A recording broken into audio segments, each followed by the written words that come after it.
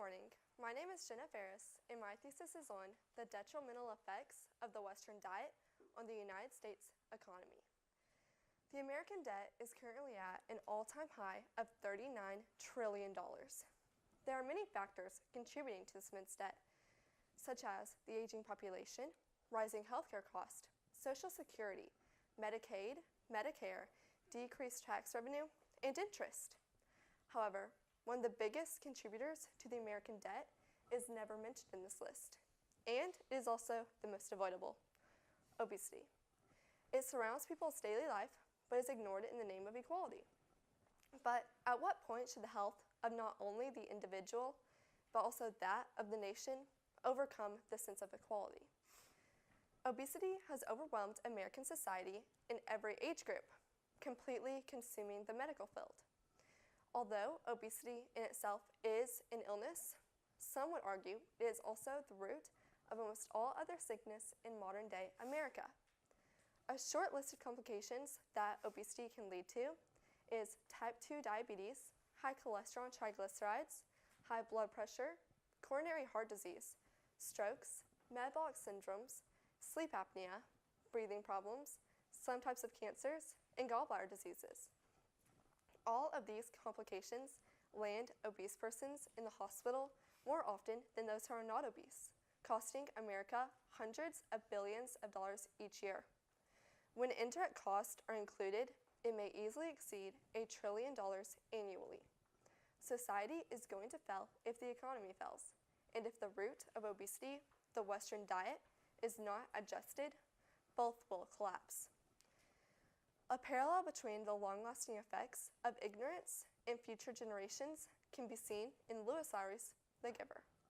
The Giver is placed in a dystopian society where equality is everything.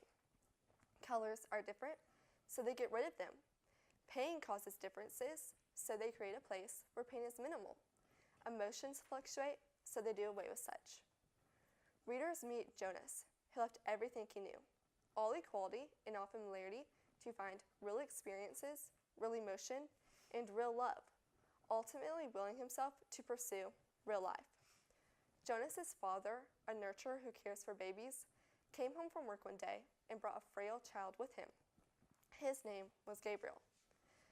Gabe, although not officially, became a part of Jonas's family. Unfortunately, through a series of perilous events, Jonas became the primary caretaker of his beloved Gabe in order to save him from inevitable death. He crossed hills through snow and rain with only his bicycle and feet to help him. Even when Jonas felt like giving up, he knew that he had no choice. His mission to save Gabriel was all that mattered. Everything he did was for Gabriel, for future generations. Sometimes people like Jonas must go through change and realize that their everyday life is not as it should be. Equality and ignorance is not a characteristic that society should pursue to maximum. If citizens continue following this path of economic stagnancy, future generations are going to pay for circumstances that they had no choice in choosing. As a whole, American society has become immune to the overconsumption of the Western diet and obesity. But the current citizens must make a change for future generations. Like Jonas, changes will be uncomfortable for many, but necessary for the future American generations to have a life not consumed by monetary problems. A few terms may need defining. Processed food is any food that has been changed from its natural state. Highly processed food has undergone extensive industrial processing and often contains many additives like artificial flavors, colors, and emulsifiers that are not typically used in home cooking, such as sweetened drinks, crisps, and many packaged snacks.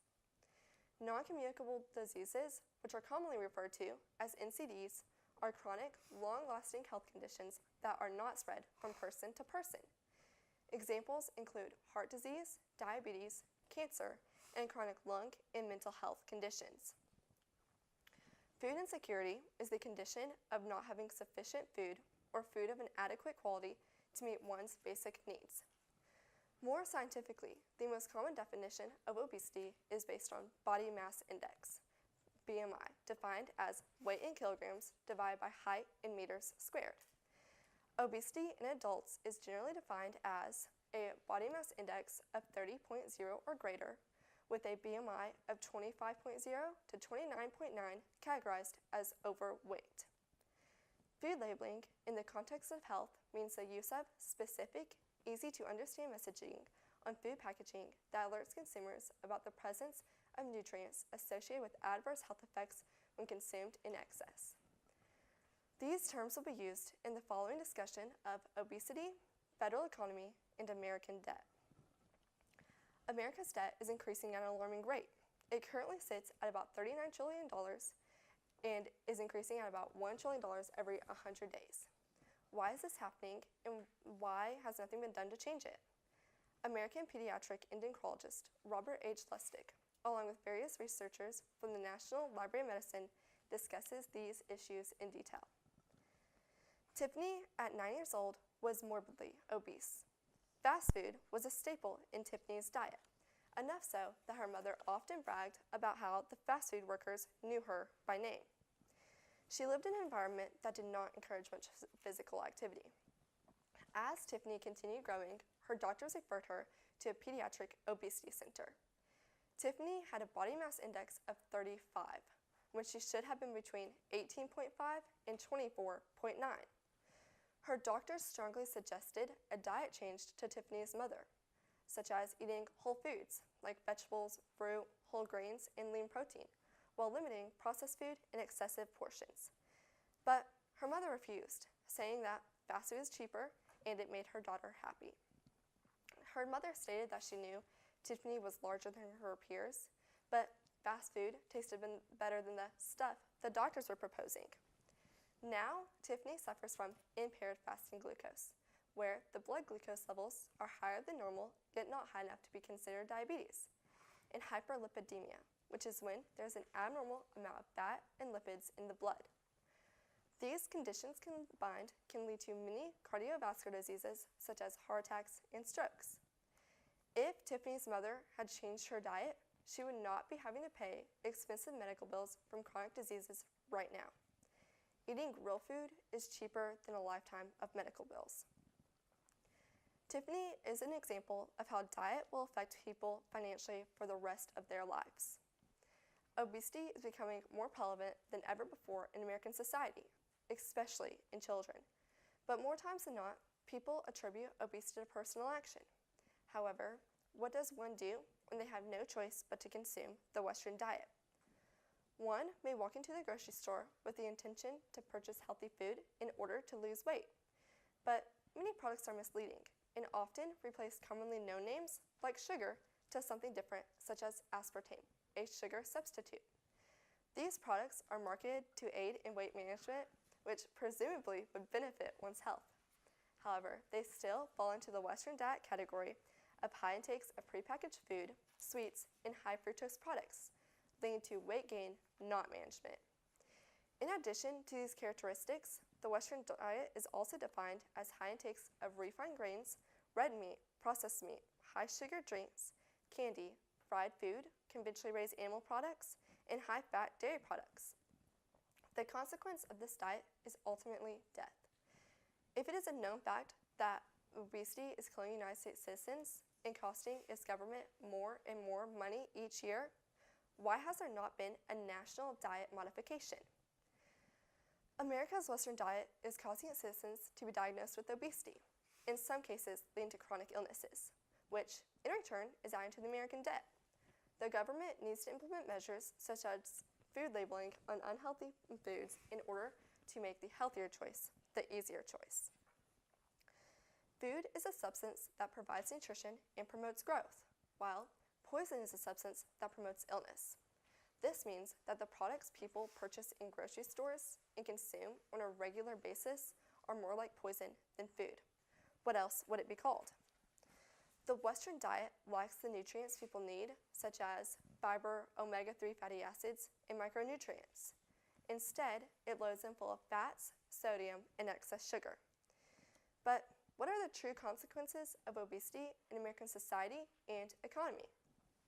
According to the CDC, Centers for Disease Control and Prevention, 13.7 million children and adolescents are considered obese, and 61% of all American citizens are diagnosed with preventable chronic diseases caused by lifestyle habits such as diet. Every year, the U.S. spends $1.1 trillion on diet-related diseases. These costs are adding up and impacting the government economy, the American economy, yet what is being done to stop it? Americans' debt is increasing at an alarming rate.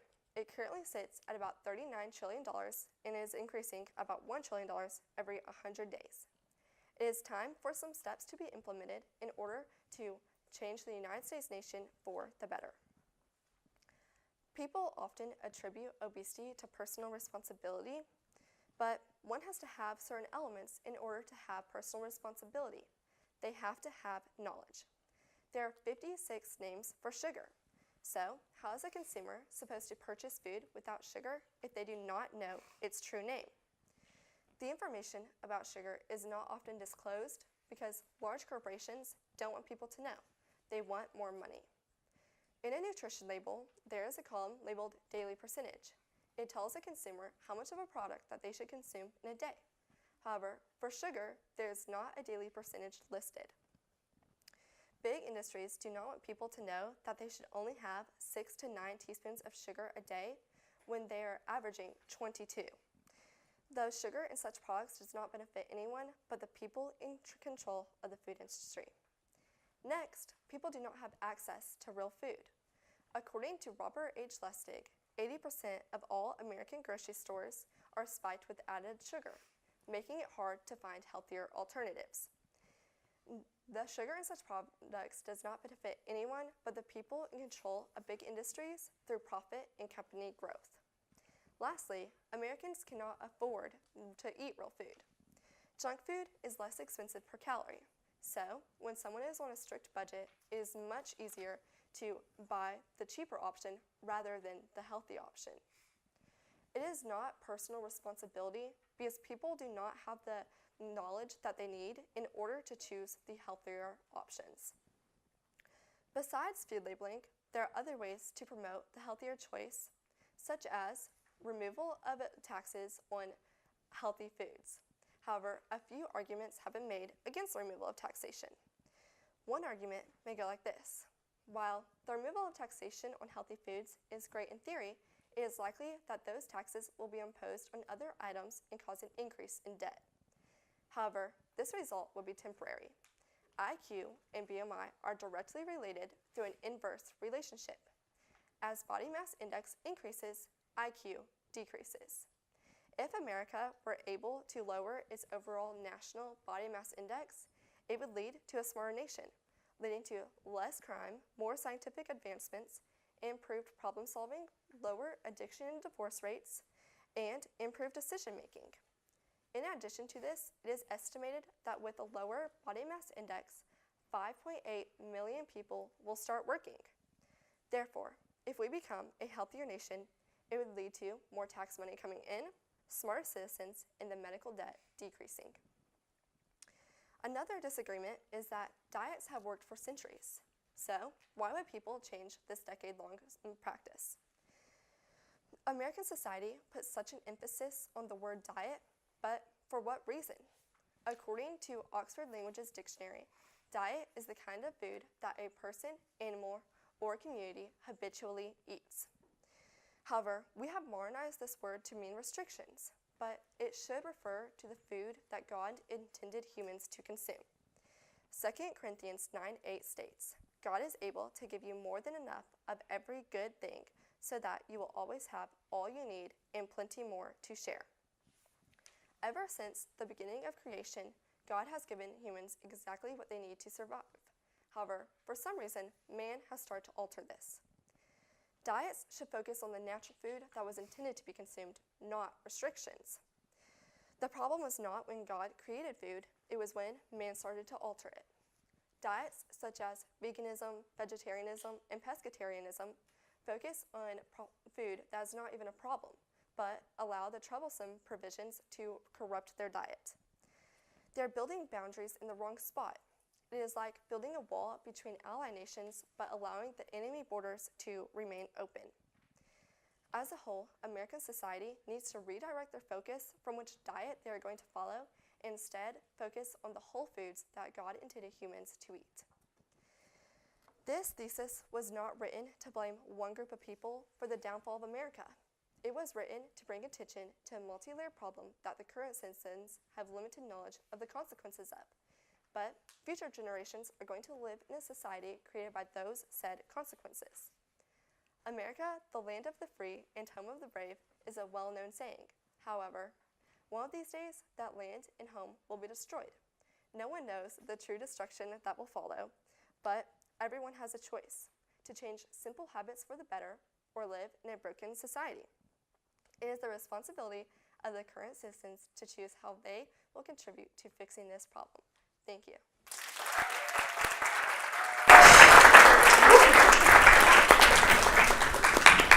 I would now like to take questions from the judges. Jenna, I noticed on the last part of your presentation just then you got happier and happier as you're getting closer to the end. Like, I saw that. You did a very good job.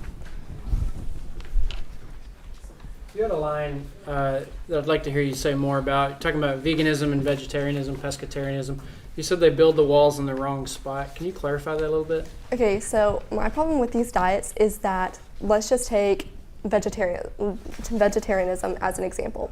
Okay, so they do not eat any meat, okay? This is great if you are like eating the food that you should eat as a vegetarian, such as like spinach, which still gives you the iron, and like asparagus, all the leafy greens that give you the things you need. But the problem with this is that meat's not the issue here. Meat's perfectly fine to eat. The problem is that while they are vegan, supposedly trying to achieve a healthier diet, they're still eating potato chips for dinner. They're still eating Skittles and all the things that are bad for you. It's not benefiting you. It, in the end, could cause more harm than good. That's it.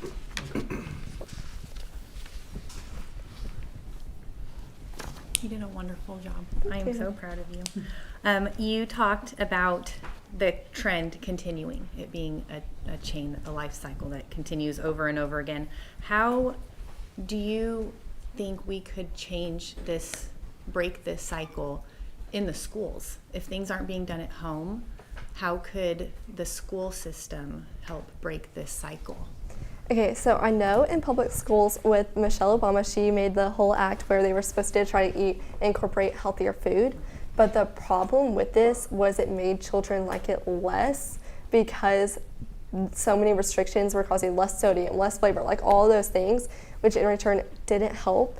Instead, it may be better to give students an option of what they like to eat instead of just forcing them to eat like green beans. Some students may not like that. Instead, put out something else such as like asparagus.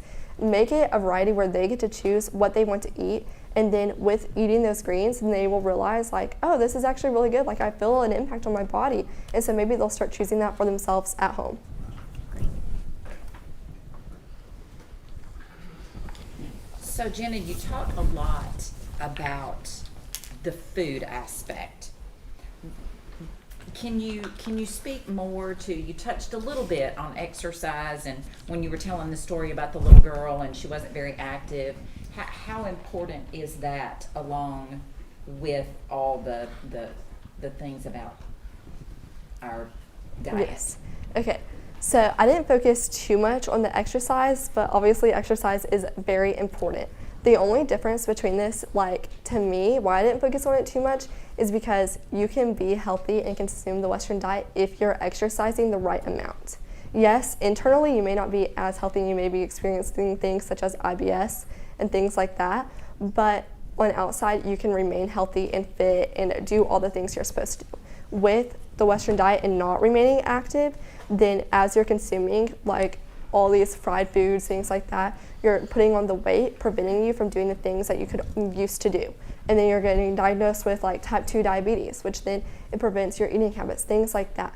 But in the best world would be when you are active and you're eating the right foods, because then your body is coming in, like it's harmonizing with the nutrients you need, but also the active lifestyle to promote like healthier blood flow, things like that. You did a very good job. Thank you. It was only hard for me to concentrate when your BMI thing was up there, and I was squinting my eyes to try and figure out where I fit in that. But it was a good slide. Jenna, I feel like I want more information. This is some good ideas here. Because you start out with talking about the national debt. Mm-hmm. So can you connect the dots? I mean, I know, Yes. so we've talked a lot about the diet itself, the Western diet. I think it was great.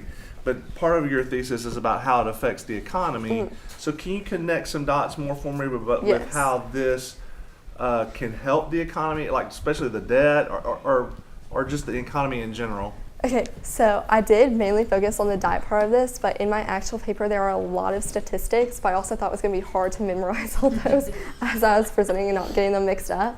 So Well, hit us with some I ideas. was- I don't have to have specific numbers, but some ideas would be helpful. Like, how are some I do connecting have points? a couple numbers I wrote down last night Okay. because I figured this question was coming. But okay, so for example, in 2024, the deficit of like the American like revenue, things like that, the deficit was $1.8 trillion. But if you also paid attention to the medical debt, which we were in, it was $1.9 trillion. So if we're able to lower that by 85%, which is the percentage of how much diet is affecting our medical debt, then it would lead to this like very little, like, I mean, it's still big, but very little debt in like comparison. And so if we were able to lower this, it would like decrease the like deficit, but it would also increase because of the workforce. Because people, when they have a lower BMI, they are not exposed to premature death or such non-communicable diseases or disabilities, which allows them to work. So with like the estimated 5.8 million people working, then they would have the tax money coming out of their paychecks paying into the system. It's a whole loop of like decreasing and increasing. And then not only that, it's estimated that by 2040, if we decrease it, I'm pretty sure it's $41 million are expected to come in, if I got that right. Okay. So I'm also curious, your focus is on the American economy, the Western diet, how it affects our economy. Have you looked at other countries and how their diet that may be different than ours and their economy, there's a correlation between those two things? Okay. Do you have any examples? Yes, so I didn't specifically focus into other countries' economies, but I did focus more into how they have restricted their diet. And so, for example, in South Korea, they have like put restrictions on advertisement in children's prime time showing. So whenever the children TVs are showed, then they can't put like super sugar foods in front of their faces to where they're constantly craving it. Now, the reason I didn't include that in like my thing that we should do in America is because I feel like that would go against our First Amendment a little bit. But I mean, that is an option. And then I know in like Mexico and Argentina, they have like, well, all over the country, even in France and stuff like that, they have started banning like Red 40, which is terrible for you and it's not needed at all. And so banning certain things that provide no flavor or anything but color, then I think they should definitely get rid of those. And they have. So we're getting rid of candy ads from you and all toy ads from Jacob. So Yes. kids, here's Happy Fun Ball. These kids are sucking all our fun. Hey, Jenna, what about the Make America Healthy Again Okay, movement? so How does that apply? Talk about that. Okay, so as I was writing this, I didn't pay too much attention to it, but I started to realize, like, just looking at nutrition labels and things like that, as I was memorizing, things started to change. So, like, on a nutrition label now, there is a daily percentage listed for sugar, which I don't think is all that accurate, but it is listed. And then also, like, food stamps, they have started to make a big change on those, and you can no longer buy, like, high caffeine things with them, high sugar, all those things, which I think is great, because I don't think you should be buying that with a food stamp anyway. I think you should be providing your children with nutrients. And so that has impacted it in that way.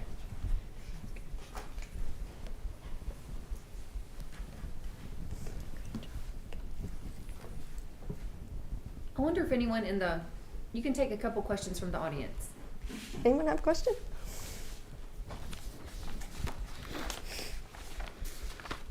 Sophie. So there's so many names for sugar.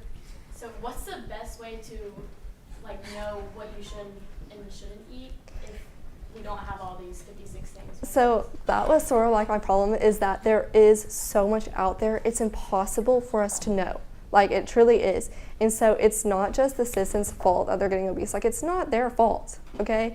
It's the government that needs to take, control over the situation and overall strive for a healthier nation, because it's not fair to them to continually gain weight and they don't know what they're doing wrong.